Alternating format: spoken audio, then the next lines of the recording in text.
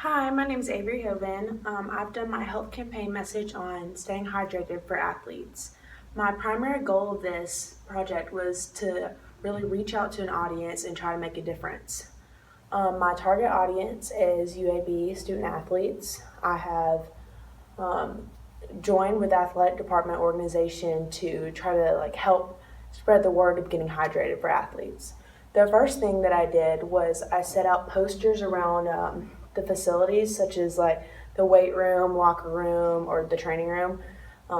In the bathrooms, I would have a poster, and it would have a spectrum of the color like amber slash yellow all the way to clear, and this will remind athletes to check their urine to make sure they're staying hydrated.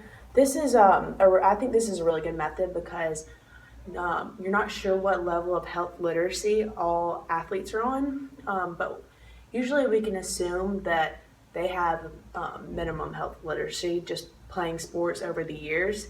But this is like a physical evidence of where they are on the spectrum. And then also, I had a poster that lists some things that people could do, like have 1 glass of water before every meal, try to drink, like during practice, to have a bottle of water every 10 minutes, and those type of things that every athlete can incorporate.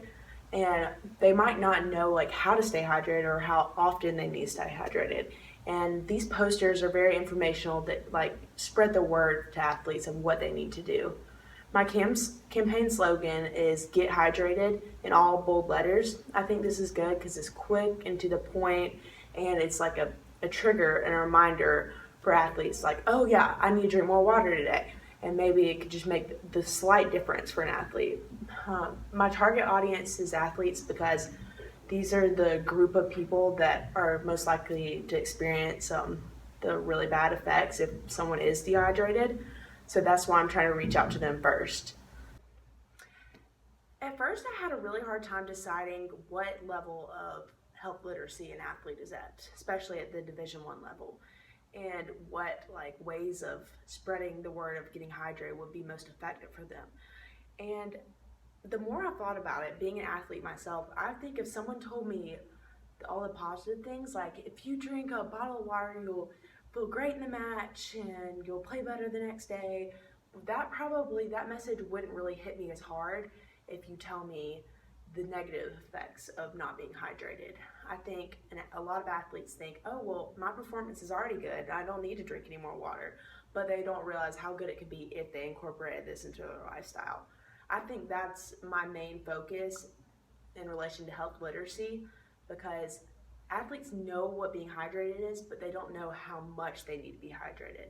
So I'm trying to spread the word in a more negative manner. I know in our online we talked about how they released a new article saying what's more effective, positive or negative, and how it's different for whatever target audience you have. In this case, my target audience I think would be more impactful from a negative media.